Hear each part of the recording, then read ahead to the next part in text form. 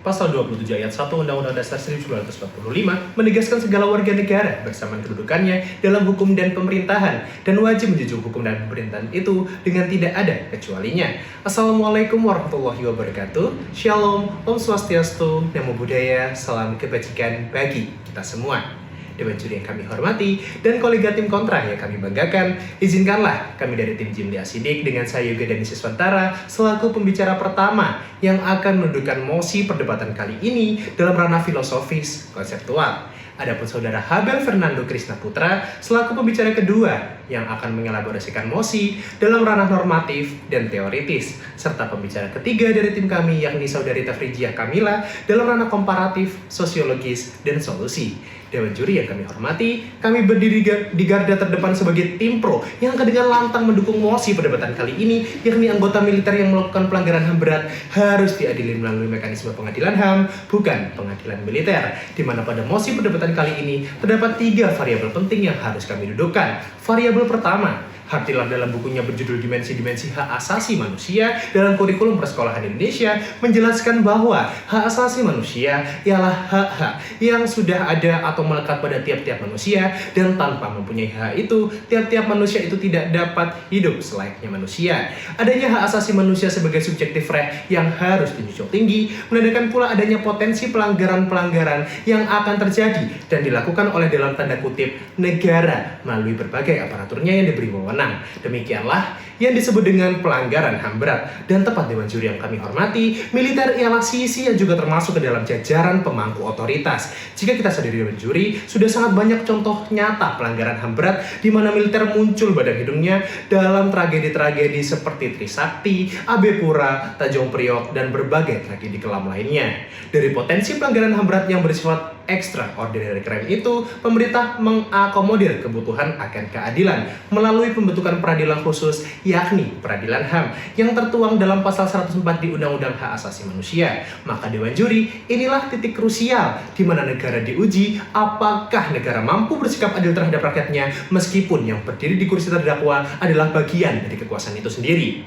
Variabel yang kedua, jika diamati Dewan juri, terdapat benturan antara yurisdiksi peradilan militer sebagai spesialis terhadap subjek, yakni militer, dan pengadilan HAM sebagai spesialis terhadap objek, yakni perbuatan pelanggaran HAM berat. Untuk dalam menjawab mosi perdebatan pada kali ini, prinsip dalam hukum pidana yakni lex specialis systematis menjadi solusi yang tepat. Apabila terdapat benturan aturan hukum yang bersifat khusus, maka ketentuan yang lebih spesifik dan terperinci dari undang-undang yang mengatur bidang hukum yang bersangkutan harus diutamakan, sehingga benturan mengenai kompetensi absolut antara pengadilan HAM dan pengadilan militer dalam perbuatan pidana yang dilakukan oleh militer akan lebih tepat bila pengadilan HAM yang lebih relevan pada perkara yang ada untuk mengadili subjek hukum militer sebagai terdakwa.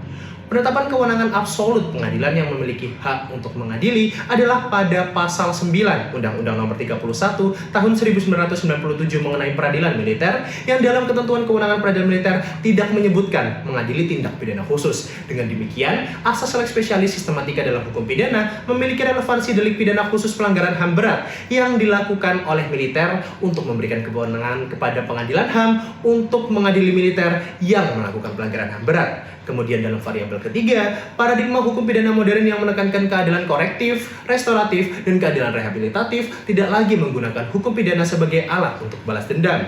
Perkembangan hukum pidana modern memungkinkan sistem hukum yang fokus pada hukum sebagai pemulihan sosial. Tujuan dari hukum sebagai kemanfaatan untuk mencapai keadilan bagi korban pelanggaran HAM berat sejatinya harus dapat secara korektif fokus berpada hukuman yang sesuai dengan kesalahan yang dilakukan. Hal tersebut yang sangat ditekankan dalam substansi yang terdapat pada pengadilan HAM.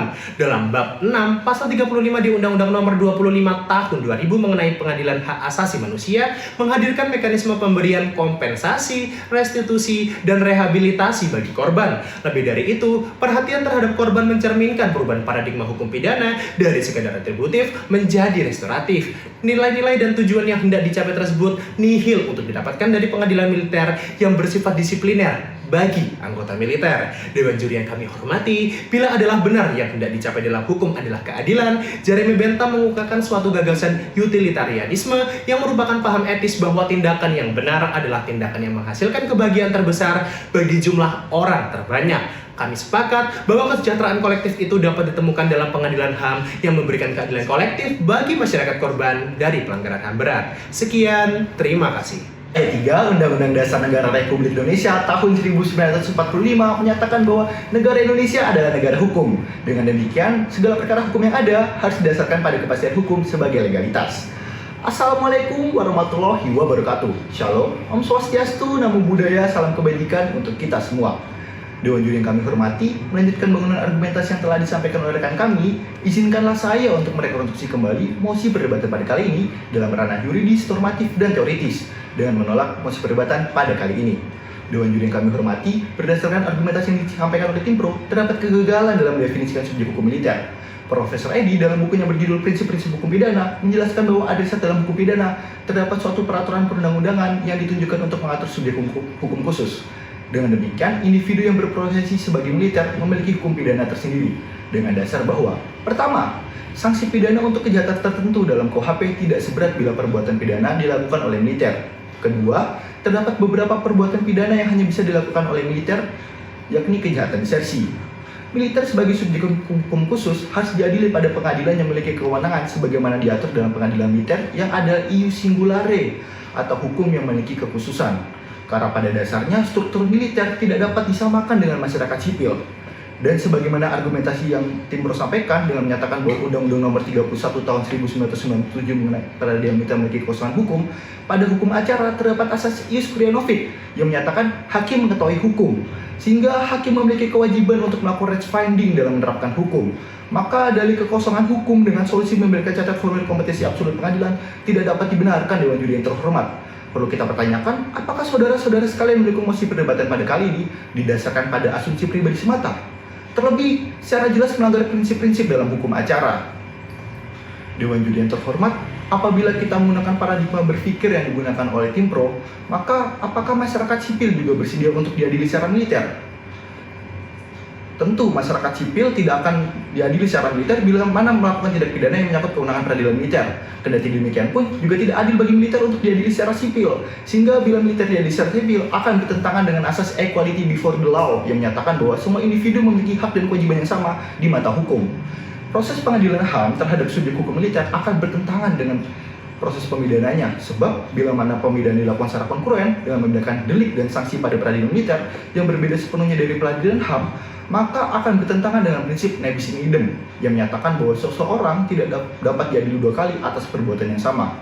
Kemudian, bila pemidanaan terhadap subjek hukum militer dilakukan secara kumulatif atau pemeriksaan dan sanksi saling bersifat melengkapi pada proses peradilan HAM dan peradilan militer, maka tuntutan yang diajukan sepenuhnya akan mengalami cacat formil kompetensi absolut pengadilan yang berwenang untuk mengadili.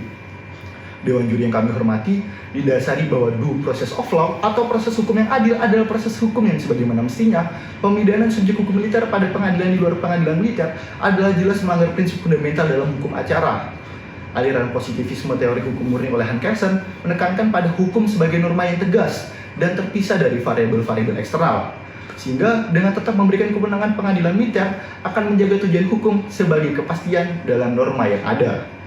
Dewan Juri yang kami hormati, dikotomi subjek hukum militer terdapat rantai komando pada ruang militer.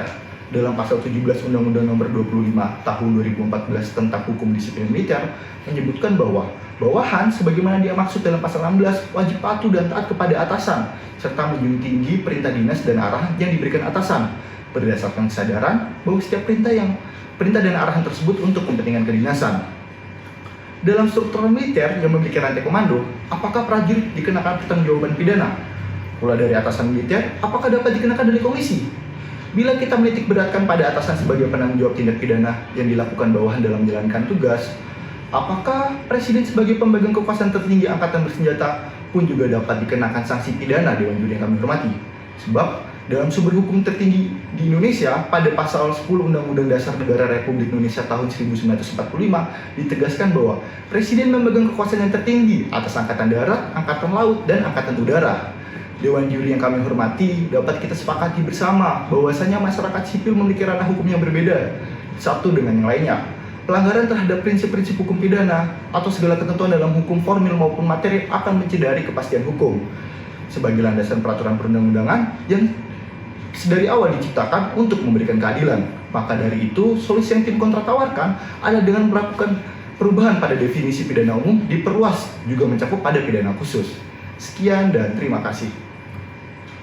Dewan juri yang kami hormati, sampailah kita pada akhir perdebatan kali ini di mana kami akan menyimpulkan gagasan dan solusi dari rekan-rekan kami baik tim pro maupun tim kontra mengenai mosi perdebatan kali ini, yaitu anggota militer yang melakukan HAM berat harus diadili melalui mekanisme pengadilan HAM, bukan pengadilan militer.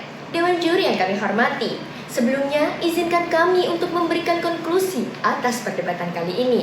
Yang pertama, pelanggaran hak asasi manusia yang berat merupakan tindak pelanggaran luar biasa terhadap hak-hak dasar manusia seperti genosida dan kejahatan terhadap kemanusiaan sebagaimana diatur dalam Undang-Undang Nomor 26 Tahun 2000 tentang Pengadilan HAM. Undang-undang ini juga mengatur pembentukan Pengadilan HAM sebagai lembaga khusus untuk mengadili perkara HAM berat. Jika pelaku pelanggaran HAM berat adalah seorang anggota militer, maka yang bersangkutan tetap diadili di pengadilan HAM, bukan di pengadilan militer. Hal ini ditegaskan dalam pasal 7 ayat 1 dan juga 2 Undang-Undang Nomor 26 Tahun 2000 yang menyatakan bahwa pelaku baik sipil maupun militer tunduk pada yurisdiksi pengadilan HAM. Ketentuan ini menunjukkan adanya lex spesialis yang mengesampingkan hukum militer ketika menyangkut pelanggaran HAM berat. Dewan juri yang kami hormati, sistematika lex spesialis apabila seorang pelaku melakukan tindak pidana khusus dan dalam waktu yang sama juga melakukan pelanggaran HAM berat yang juga merupakan tindak pidana khusus, maka penegakan hukum dilakukan dengan mengedepankan hukum yang lebih spesifik dan bersifat khusus, yakni hukum tentang pelanggaran HAM berat. Dengan demikian, asas lex spesialis sistematika yaitu turunan dari lex spesialis derogat legi generali itu berlaku, yaitu hukum yang khusus mengesampingkan hukum yang umum. Pendekatan ini sejalan dengan paradigma hukum modern yang menitik beratkan pada korektif, rehabilitatif, dan restoratif. Adapun dari itu, Dewan juri yang kami hormati, terdapat dua solusi yang kami tawarkan, yaitu menentukan terlebih dahulu subjek pelaku secara tepat melalui pendekatan lex spesialis sistematika, yaitu menempatkan hukum yang khusus yang lebih relevan dan sesuai konteks sebagai dasar untuk menetapkan forum peradilan yang berwenang, di mana hal ini sejalan dengan pasal 7 ayat 2 Undang-Undang Nomor 26 Tahun 2000. Yang selanjutnya, kedua Dewan juri yang kami hormati, yaitu dengan memperjelas penerapan ketentuan dalam Undang-Undang Pengadilan HAM dan Undang-Undang TNI agar tidak tumpang tindih serta perlu adanya penguatan dan harmonisasi dengan ketentuan dalam Undang-Undang Nomor 34 Tahun 2004 tentang Tentara Nasional Indonesia, khususnya pasal 65 ayat 2 Undang-Undang TNI dalam pelaksanaannya di lapangan serta memberikan gagasan untuk melakukan harmonisasi peraturan perundang-undangan yang terkait agar terdapat kejelasan normatif mengenai pembagian yurisdiksi, pengadilan, dan menghindari konflik kewenangan antara peradilan militer dan juga peradilan HAM. Sekian dan terima kasih.